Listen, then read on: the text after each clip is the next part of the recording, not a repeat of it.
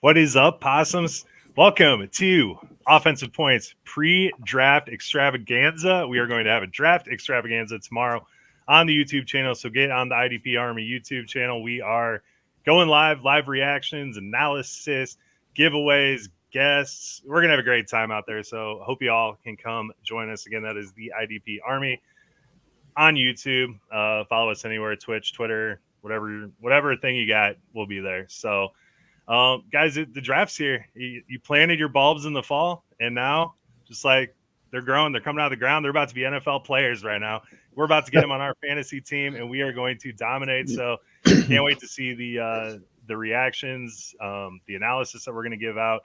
Really excited to see that. All the speculation, all the mocks are going to be over, and we're going to know where these people are. So just want to let you know real quick, it's about to be comp season. You're going to hear at least 3 of these guys comp to Tyreek Hill because that's the popular one. So be prepared for that. Don't fall for that trap. It will only get you in trouble. And, Billy, real quick before we get into this, we need an absolute screenshot of your face when that thing kicked live. It was phenomenal. Oh, yeah? That needs to be a T-shirt for sure. Oh, also, we opened up a merchandise page. So if you guys want some possum shirts, some camp news, we're gonna have a bunch of stuff on there. We're gonna keep cracking them out. So please support us. We would love if you did that and rock the possum gear wherever you can. Billy, what's up, man? It'll be fun. Not much, Joe. It just seems like the other day that we were stepping foot into the South Alabama Stadium and we were going to watch Senior Bowl, and now we're here, Joe. We get to see that hard work that those guys put in pay off. So it's been time flies when you're having fun, man. It really does. We've had a fun draft off season so far. I mean, I've had a blast covering this, so I'm glad that we're finally at the point where we can finally start nailing down where these people are going so we can get these dynasty drafts up and running. Can't wait to do our first mock probably within the next couple of weeks. Yeah. We need to get speaking of, I need to throw that taxi squad up and collect some money for that one league, but the time is upon us. It is. So busy with the podcast, dude, man. It's just, slacking, falling behind. No, I understand completely. Okay, well, here we understand that the draft is tomorrow. We will be doing a live show tomorrow. So you're wondering why we're doing a show today. This is just to cover our bases so that we can get one last, here's what we think is going to happen. Here's our predictions. Here's what we're hearing so far. So if you hear this before the draft, maybe, if you want to put a little money down on some things, maybe you'll be able to do that. I've gotten a little couple inside tips here and there to maybe get you some cash that you didn't expect to have. So is that Matt Ariza bet still up there? It is still up there, which you could bet go on. Throw some cash on that. I'm gonna have to drive over to Illinois and legally bet. Exactly, legally bet. That's the key word there. So the first thing we want to start out with is, Joe, it looks like Trayvon Walker is going to be your first pick in the NFL draft. You think so? All signs are pointing towards that being what the answer is. It looks like Trayvon Walker, who I'm not going to lie, I think we both kind of were. I've watched Trayvon Walker play. It's tough to really gauge how good he is because that defense, and we're going to be hearing this a ton during the draft tomorrow when you're listening, the Georgia defense was really spectacular. So to have a player on that team stand out enough to go number 1 in the draft, they must see something that we didn't see that separated him from the rest of that team. Well, it was pretty easy to cover up his talent with everything going on that defense. But, I mean, from what we're hearing, Balky likes Walker, Peterson likes Icky, and Shad Khan likes Hutchinson. So who wins in this battle? Somehow Balky seems to have the slight edge right now. Is that not just going to throw Peterson right into a tailspin right off the bat right there? Or is that – I guess it's not his call. But I'm a little concerned about it, but I'm thinking that Trent Baalke's job is the one that's the most at jeopardy here. So, obviously the owner is going to be good no matter what. But maybe Baalke's like, hey, I understand the O-lineman is a cool pick. It's not sexy pick, but I think we should go Trayvon Walker, which I don't know. I'm pretty surprised. I'm pretty sure the only people that think that this was going to happen is Baalke, Trayvon Walker's mom, and Trayvon Walker himself are probably the only people that think that this is the best pick for them. But that's beside the point. Jacksonville, I guess, they're going to have Josh Allen. They're going to have Trayvon Walker. It's going to be a formidable defense from the pass rush standpoint. They still have a ton of needs that they're going to have to address in this draft. And I don't know. I don't know if that's the reason or what they need to be. They locked Cam Robinson up for 3 years. So that was one thing we were speculating on was he's only franchise tagged. You still draft that left tackle, but looks like that's out of the window now. So yeah, what are the odds on Trayvon now? So it's minus 300 on DraftKings right now for Trayvon to go number 1 overall, which basically means you'd have to bet $300 to win $100. It's not, that's you bet pretty. $100 and win $300 if he isn't. No, no. If you bet $100 on him, you win 30. If he doesn't, I don't know. You could probably bet Aiden Hutchinson right now and get pretty good odds if you really wanted to. What's up, Rogeroo? Rogeroo, it's good to see you. Been a long off season. I haven't gotten to see you. I hope everything's good down in New Orleans. Excited to see what they do tomorrow. They made some moves, so I'm excited to see who they're coming up to get. Who do you think they're taking? Yeah, Rogeroo, let us know in the chat. So that leaves Aiden Hutchinson going number 2 to Detroit, which is also minus 300 on DraftKings for them to get Aiden Hutchinson. Dan Campbell has loved Aiden Hutchinson since the moment they met, I'm assuming. So like they both like eat nails and pump iron, and I can't, that's a match made in heaven. So I'm sure Dan Campbell is very excited to get Aiden Hutchinson in that defensive room. Hell yeah. That'd be a perfect fit for him. He's got the attitude that Campbell loves. I love the Lions. I'm so mad at the Bears. I might just cheer for the Lions this year. Yikes. You do like Swift too. They have a couple of guys that you like. Yeah. I love their whole team, man. Except for Jared Goff. He's all right. Yeah. I'm not going to talk that shit. Maybe they address that too in this draft. We'll see. Okay. So the only other ones I'm pretty confident in are Ike Ekwonu going number 3 to the Houston Texans. I think that's going to be the pick for them. They really like Ike Ekwonu. Can't blame them. It's been our number 1 lineman since Evan Neal just decided to drop off the face of the earth. So it's kind of looking more like he's going to go number 3. Number 4 is where the mystery begins. I don't know what the Jets are going to do at number 4. They are the front runner for Debo, apparently, even though he's not going to get traded. But I think that if there's going to be a draft night trade within the top 5, that's the pick that's going to get drafted or traded. Bring up Rougarou. Jameson all the way, or Olave, then Penning. That's probably the correct order. I'd probably have that too. Jameson's been sneaking up quite a bit. There's a lot of people that think he might sneak up to the Jets at 10, which could happen. Jameis to Jameson, man, that would Jameis to Jameson. That'd be a confusing sentence to say, but that'd be good for them. But yeah, Ekwonu at 3. The mystery starts at 4. I think it's going to be Kayvon Thibodeau, but I could also see them going somewhere else. Rob Saleh definitely wants to go defense here. No. He's a big defensive guy, and I think they can still get a good offensive talent at number 10. So there's really no reason for them to go, offense that early if they don't absolutely have to. They have to take Sauce there. If you're building for your damn team, Stingley's creeping up there. Sauce isn't that either. Yeah, Stingley's such a gamble at this point, though. I don't think you take him in the top 5, but cornerback just makes. He killed his workout, Joe. That's all that matters. I know, dude. Right? You should see me doing landscaping out back. I kill that workout too. Then he comes scout you as you're doing your yard work. Yeah, just to maybe throw you on the team. No, I like that. That's a good idea. Okay, then number 5, all signs are pointing towards the Giants taking Charles Cross, actually. There's still a part of me that thinks that it's going to be Evan Neal drafted there, but it's really looking like Charles Cross is going to go there. I think the Giants are in love with Charles Cross. He is the leader in the clubhouse to be picked there, as is, if you go on any of the betting sites, FanDuel or DraftKings, and you will see that he is picked to go there. Everything that I've read from writers are saying that he's going to end up going there. So that makes too much sense. So here is the quandary, Joe. Evan Neal falls to 6 to Carolina. Does Carolina take the quarterback? Do they trade out of the pick?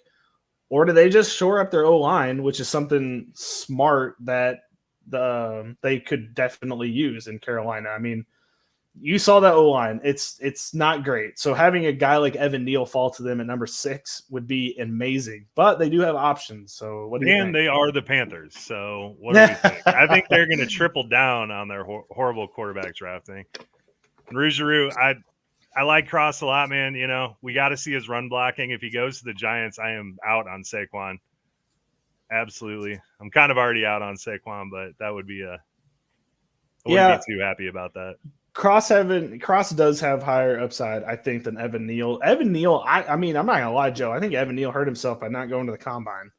Like, I hate that that's how it works. If you just decide not to go to the combine because you don't want to hurt yourself or hurt your money, it ends up hurting you in the draft process. But it appears to have claimed a victim in Evan Neal because he was number 1, a month ago? Yeah. We weren't hearing anything other than that. Trayvon Walker, man. Carolina Kitty Cats take O-line. They do, so? I think, well, if Evan Neal falls there, I don't know how they can't take him at 6. It's just somebody's either going to trade up for him, which trading up for no lineman sounds hilarious in theory, but if he falls to number 6, that's a good price because Carolina doesn't have their second round pick this year because of the Sam Darnold disaster. Yeah, the one that you called. If they draft a no lineman, they're still going to have that disaster. So it's true because they need a quarterback. But I mean, Kenny Pickett's still an option. They could go Kenny Pickett.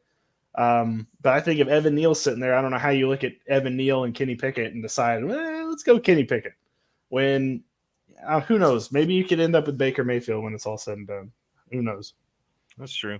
They don't have the picks to get Baker Mayfield right now, so I'm not really sure how that would work out. At this point, I don't think it would take many picks. It might not. Like a 20-25 7th might get it done just to eat that salary. Well, that's and obviously that's the problem because like that salary of 18 mil, it's going to take. You're going to have to get. They may even have to give a pick Cleveland to get somebody to take that contract on, which is just it's hilarious to think if they had just played this any differently. Maybe they, I'm off of Cleveland. By the way, this is my announcement. I'm off of Cleveland for this year. I'm not going to be giving the Cleveland updates this year. I don't care if Baker Mayfield's sitting on the bench on that team. I will just skip. Maybe I'll do a random team. Who knows? Maybe I'll draw one out of a hat. So if Mayfield doesn't play, are you going to choose the team that plays Cleveland to do the update on every week? Dude, there is an idea right there. I like that a lot. I think I should do that. I think we have some fun with that one. Maybe I just pick, whatever team is playing against the Browns, and I just do a deep dive on them each week. I think that would be hilarious. But that'd be a good one. It definitely does. All right. Rougarou says, do y'all think QBs fall to the last half of the first? I do think that is possible. I still think that I still think the Steelers are going to trade up to get one. I think that's completely within the realm of possibility. I definitely with the Seattle Seahawks at 9, as much as I think that they could just use that pick on someone, they might double down and let somebody try to trade up for a quarterback or trade up for one of the wide receivers, something like that. They might leverage that pick. So I would be looking there. There's been a ton of speculation on that. But one of these teams is going to panic and take a quarterback early. I mean, what was it? I just don't know who. Like that, we're in such a weird spot. 2013 was the last time a quarterback wasn't taken in the top 10, right? Isn't that the stat? Something like because I think EJ Manuel was 13, I think. But yes, that's the year. EJ someone's gonna panic and reach. EJ Manuel probably gonna be my I think Christian Ponder was that year too. That was a disaster of quarterback year. But I think they do fall. I think they do fall into the last half of the first round. Malik Willis has taken a nosedive in draft circles, which is just crazy to think about. But it's really funny because we were talking about that at the Senior Bowl. We didn't see what everyone was seeing, and then all of a sudden this meteoric rise, and it's like, okay, Joe, I'm saying I don't I was like, are my eyes lying to me? We talked about this the whole trip home. We drove all the way back from Alabama, saying, what is everybody else seeing in the quarterbacks that we're not seeing? Like I saw one guy on TikTok today because he's like a draft guy on TikTok, which take that as a grain of salt as much as you want, but he was saying like, I bet Blake is going to take Malik Willis, the next Josh Allen. I'm like, Josh Allen's 6'3", right? Like, he's huge. Malik Willis is 6 foot on a good day. I don't think it's going to happen. Like, I really just don't think it's going to happen. So I don't know. I think Malik Willis might fall. I think somebody's going to panic and take Kenny Pickett. I do think there's a potential somebody trades up into the back half of the first round to take a quarterback, like Desmond Ridder, Matt Corral, Sam Howell, something like that. But speaking of Desmond Ridder, I agree with you, man. The Rougerie there. I would rather take a shot on him at this point. Ride black and gold. Yeah, I mean, I like I don't have a problem with the Saints. They never did anything wrong to me. I'd take a chance with Ridder in the second. Exactly. That's exactly what I would do too. And the thing about like the Lions, for example, they're not going to take a quarterback because they have the second pick in the second round.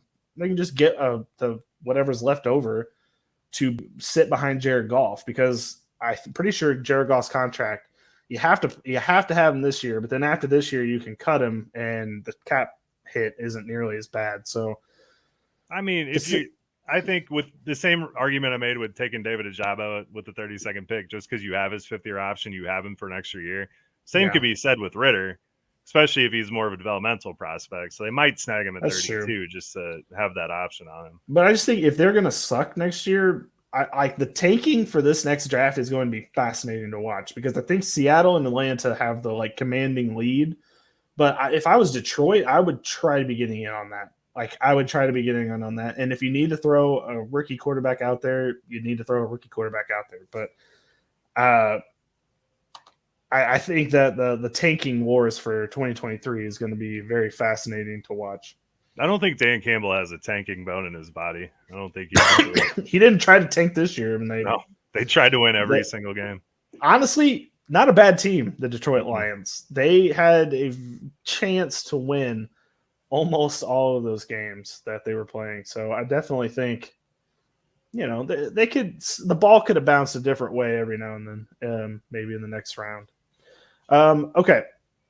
So I sent you a text. We're going to go over it real quick. It's from the @DraftDiamonds account on Twitter. It's basically this guy. I think he scouts for a bowl or something. I don't know. He's just a guy that's in the know. And he dropped a couple of draft nuggets that I want to try to speculate on. This is reckless speculation, and we need a sounder for when we're just talking about things that we have no idea about so that people don't take it seriously. But if there was a reckless speculation sounder, we would play it right here. So the first sentence that he says is, I heard today there's a QB who won't pass a physical if he was to take it today. My guess would be Matt Corral because of the ankle, but he did perform in his pro day, and everybody said the ankle looked fine. But Joe, what do you think? I mean, of all the quarterbacks, that makes the most sense. I don't think we've heard. I haven't heard anything else, but if you had to speculate, would you say probably Corral on that one? Yeah. Okay. I'm with you. I just think it has to be that he did not run the 40, but you don't necessarily need to run a 40 as a quarterback, to me personally. By the way, for future reference, we just need to get rid of the 40. Why are your linemen running the 40? When's an O lineman ever going to have to run 40 yards down the field? Doesn't make any sense. Yeah. Okay, second part of the tweet is a wide receiver who is a head case. Who would you guess is the head case of the wide receivers? I'm assuming these are the top guys. Obviously, it's probably not like a 6th round wide receiver that's a head case, because why would he be talking about him? I don't know who's the diva in the I don't know, but something makes me feel like it's Drake London. Right? Like, so my thought process here is that Drake London put off this workout for as long as possible. Didn't end up running the 40 on the day that he went out there.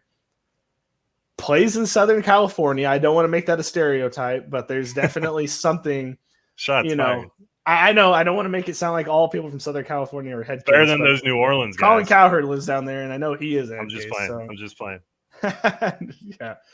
Rougaroo's guess would be George Pickens. I could see Pickens. That's definitely possible. He definitely was unable to come back and be himself. So I could definitely see being Pickens as well. There's an outside chance that it might be Chris Olave. Outside chance. I just some of Chris Olave's body language, I've been over it a million times. I don't need to go over it again. Some of his body language didn't always make me feel the best about Chris Olave, but he damn sure doesn't like getting hit. So, I don't like him. Yeah. But if he ends up on the Saints, Ruger, we believe in him 100%. Yeah, he's our boy. Okay. And the third part of this tweet says there's a linebacker who has medical issues and is going to fall in the draft. Now, this one is a complete question mark to me because, the only guys we could be talking about are Nakobe Dean, Quay Walker, and Devin Lloyd. Those are really the only three that matter as far as linebackers go. I have not heard any of them have a medical issue. So I'm guessing it's probably Nakobe Dean because I've seen him dropping out of the first round in some mock drafts. I thought that's just because he's short and people, are against short linebackers, but you think there could potentially be something underlying there that we don't know about yet? I don't care to speculate on it, man. Wow, I have Joe. absolutely no Playing idea. it close to the vest. I like it. This is reckless speculation moment, Joe. You can recklessly speculate here. Recklessly. Nakobe Dean makes sense since he's fallen so much. We're in the cloud of reckless speculation. Yeah. Okay, and then the last one is there's an O-lineman with a bad knee. Every one of them. They just all have bad knees. They all have bad. You saw it, dude. You watched the Senior Bowl. They all had freaking braces on their knees. They're JB said, "Well played." Yeah, Joey didn't take a side. I like it. You didn't even speculate at all. Close to the best. I like it. You don't even want to let them know. We are handsome. Thanks, IDP Army. We'll see you tomorrow. Thanks, IDP Army on YouTube. Like and subscribe and share this video. Ruguru says all the above. It has to be. I think every O-lineman deep down in their heart and soul has a knee issue going on. So I could definitely see that being a thing. But this is just, from the Draft Diamonds Twitter account, they mentioned that could potentially be a possibility. Dude, when they were doing that O-line workout in the rain, they just sounded like robots. It was like just clinking together. All the braces going back and forth. Yeah, I feel like we saw some like nuts and bolts fall out. It was wild out there. It was like iRobot, but 2020 edition. Yeah, for sure. Okay, so a couple more predictions. Let's just get into the predictions part of what we think is going to happen in this draft. I think Christian Watson's going to be a first rounder. I know you believe in your heart and soul. A lot of people still have him pegged as a third round wide receiver or third round talent. I think somebody's going to reach for him. You brought it up. I think it was either last podcast or 2 podcasts ago. You mentioned this guy is a number 1 receiver that's just going to be hiding in the third round. He's an alpha. An alpha. And I think maybe there's going to be other people that catch on to that, but there's going to be other teams that maybe catch on to that and snag him at the end of the first round, because the end of this round, first round, is going to be filled with wide receivers. I think. We're going to see guys that normally would not go in the first round just because there's going to be a desperation move by the Chiefs, Packers, Bills, potentially Tennessee Titans probably could use one if they really wanted one. But the end of this first round is going to be, Saints, but that's a little bit higher. All going to need one. So yeah, no, Josh hates Christian Watson. I am completely on him. If you watch him play, the size speed combo is just obnoxious. Reader, if he goes to the Packers, I quit being a Bears fan for a long time. I'm not going to watch Watson that combo to the Packers. Again. Are you going to buy a Christian Watson Packer jersey? I might have to. I'm a Lions fan though. I'll get a Christian Watson Lions jersey. A Lions fan. That's funny. No, man. He I really think a lot of his drops that everyone's freaking out about was just bad quarterback play. There was with Trey Lance, with whoever the guy was, I can't think of his name right now. There was so many passes behind him when he was in stride that an NFL quarterback should have made that pass. So you get him on a team like the Chiefs, and like I said a couple podcasts ago, if you get those broken plays that Patrick Mahomes loves, and Christian Watson's on the receiving end of that, he could have an amazing career just making plays off of that. So I'm a huge fan of that. I agree. I think that Christian Watson has all of the makings of an alpha wide receiver. It's just a matter of him ending up on a team that's going to use him to that effect. And if he ends up with like the Packers, for example, I think that's how he would be used. And for that reason, I think like a Sky Moore or Jahan Dotson, like those guys are good. They're good slot receivers. But if you need the guy that's going to be on the outside, catch jump balls, and then come into the slot also, like how Aaron Rodgers liked to use Devontae, Christian Watson is more suited for that than Jahan Dotson or Sky Moore. They're good receivers and they're quick, like a future Tyreek Hill, if you will, Joe. But they will be better suited for that kind of thing, which is why I could see like the Chiefs maybe go in that direction. But what do you think about Treylon Burks right now? Where do you think he's going to go? Outside the top 20, inside the top 20? I thought he was going to go number 8 for the longest time to the Falcons. Yeah. I thought they were going to try to use him like that. But what are you thinking about Treylon Burks as we head into tomorrow? The more tape I watch of all these receivers, I mean, Burks is probably the most interesting, and landing spot is going to dictate what he does as a pro. I mean, if he were to go to Tennessee at that spot and just basically they could have 2 A.J. Browns, that'd be pretty sweet. Don't talk to me about Robert Woods being there. I'm sorry. But I mean, I think with him, it's landing spot in fantasy. I mean, in the drafts, it depends because he could be an absolute baller. He has probably the most impressive set of tools to his game that you could develop. And obviously route running is a little bit of an issue with him, but you don't really need to run routes precisely when you're that physically gifted. He's really strong. So like, I feel like that would be the biggest thing with these guys though, from a fantasy perspective, is who is the most valuable landing spot? Is it Green Bay or is it KC? I think it's got to be Green Bay, right? I think it's Green Bay because there's the opportunity on that offense is going to be better. Like I think Aaron Rodgers is not going to stop passing the ball. I still secretly think the Chiefs are going to be a running team going into the season. But what if KC shocks the world and takes another running back with one of those 2 first-round picks? Ronald Jones is going to kill it. Oh my God, you and this Ronald Jones thing. I'm all on that Ronald Jones train, man. Okay, well, tried to sneak it in there, but as far as running backs go, do you think anybody sneaks in the first round? Do you think Breece Hall, Kenneth Walker? Do you think anybody somehow gets into the first round running back wise that we're not anticipating right now? The more I look into it, the more I do not think a running back is going to go in the first round. It's just still the same, especially if these quarterbacks start going. There's just too much talent up at the top of this draft and not enough down below.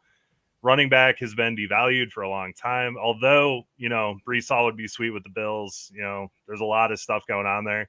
Bill Belichick needs a James White replacement eventually. So Rachaad White, can sneak up there in that area, go higher, but they're not valued the same way. So I don't see any running backs sneaking into the first with the depth of the running back class. Cause this is like the one aspect to wide receiver and running back where there's quite a bit of depth in this class.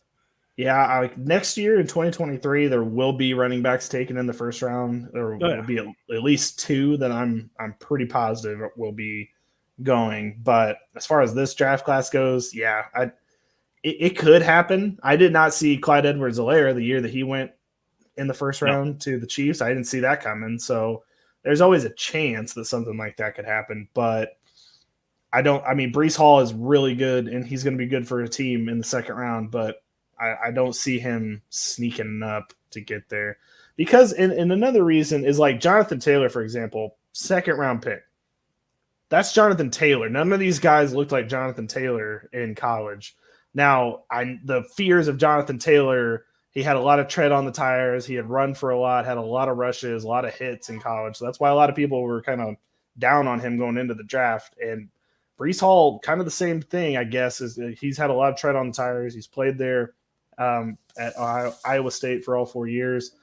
And so there's a fear that him having a lot of tread on tires, but I don't think first round. I just think there's too many things working against him. I know Josh believes it, but I just don't see one of those teams needing it. Leonard Fournette signed a 1-year contract, right? Or was it 2? Do you remember?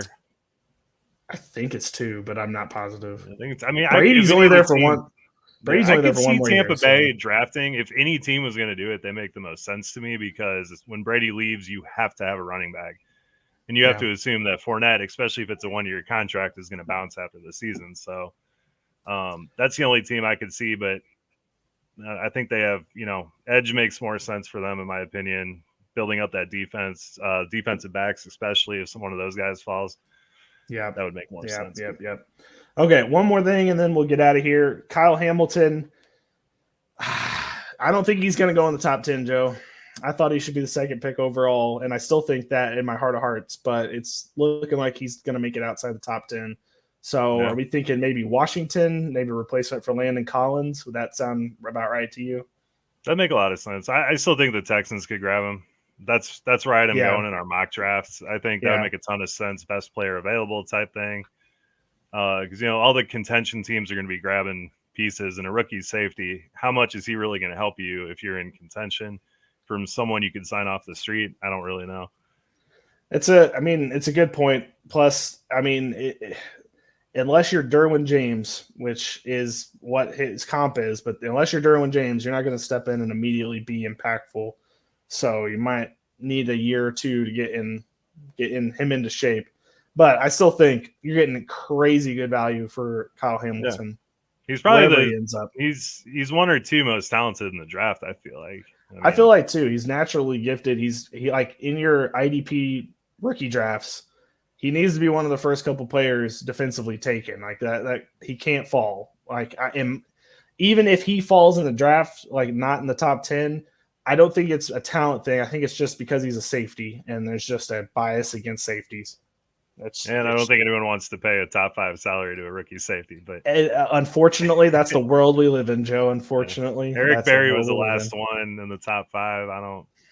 A Bomber said he was going to take Kyle Hamilton first in all of his rookie drafts this year. So, well, he said first round, but he did. Yeah, he did say he's going to do that, and I don't know. I think he should. I like Kyle Hamilton. I think there's a lot of hate that got dispersed. Plus, the next safety after him. Next safety after him is not. I think it's Jaquan Brisker right now. I think. Did he take Dax Hill over? Oh, no, you're right. It's Dax Hill. Dax Hill is number 2 right now. Dax Hill is not close to Kyle Hamilton. It's just Dax Hill was amazing at Michigan. Not the same animal as Kyle Hamilton. So, when you're in your drafts, if you need a safety, I know DBs are kind of, I don't know, they're kind of hit or miss for a lot of people. They're not really sure. But he could be a rock on your defense for a couple years to come. So, all right, let's recap. We got what I'm pretty sure from what I'm hearing is going to happen. Trayvon Walker 1, Aiden Hutchinson 2, Ike Ekwonu 3, Mystery at number 4, and then Charles Cross going number 5 to the Giants. And then the draft will start after that, I suppose. I still think the 4 they could figure out something with a trade with the Jets. That would be such a Jets thing, man. They could just take Kayvon Thibodeau or hell anybody at 4. They're not missing out, but they would be such a Jets move to trade back. But we'll see. That's what we're going to be here tomorrow, 7 p.m. Central Time. Are we going to do a 32 pick parlay on our draft picks? We should. We should definitely do that. That would pay out probably crazy money. But okay, so that's all we got for you today. This is a short little podcast. We're just getting people ready for the draft. We're getting a little prep. If you are listening to this on the morning of the draft, hopefully, this gives you a little time to figure things out. Hopefully we're right. If we're right, we're right. If we're wrong, well, that's the draft for you. But be here tomorrow, 7 p.m. Central Time. That's 8 p.m. Eastern. We're going to watch the draft, and you can watch us along with us. Grab a drink. We're going to be having a few brewskis. And it's 5 p.m. Pacific time, too. 5 p.m. Pacific time. We'll see. That's happy hour. Time. Happy hour. That's perfect. Get on there at specific time, man. No, that's fine. JB was good. Good having you in here. Good talk. Rougarous have a bunch of Saint watch parties, but I'll check in with you all tomorrow. Please do. You can sign up to win our Jerry Jeudy jersey. That's going to be a giveaway, which will be fun. Signed Jerry Jeudy jersey, courtesy of Joe over there. Can you have Alabama merch in Yeah, that's a good point. Yeah, I think Louisiana, you're probably going to get laughed at pretty hard if you have that the Jerry Jeudy jersey. But we'll be having a lot of fun tomorrow. Please, you don't have to be here the whole entire time, even though we would love that. But as long as you all just check in, hang out, we're going to be having fun, having a couple of drinks, maybe making some fireball bets live. That'll We'll take some fire, but one of the standing That'll be a ones is, disaster. what round will Jordan fall asleep on? Exactly, which I think the over-under's got to be pick Like 20 20, or right? whatever. Yeah. He's already told us that he's going to have to get up and do stuff during the draft, which that pick 20 might, if he's got to get up and do stuff. If he's using energy, depleting the battery. Exactly. That we'll see. We'll see. But pick 20 is the over-under for Jordan falling asleep during the draft, which will be something we're all going to be watching out for. We might make a little graphic for that so that we can have a little countdown. But, all right. We'll see you tomorrow. Joe, get us out of here. All right, JB, all right, Rizzer, thanks for stopping by, everybody. We will see you tomorrow. Please join us, and if not, just enjoy the draft. We know we will. Thank you. Yeah, check in next week. We will be doing some not live reactions. We'll be doing the reactions to it during the podcast. Thanks for tuning in.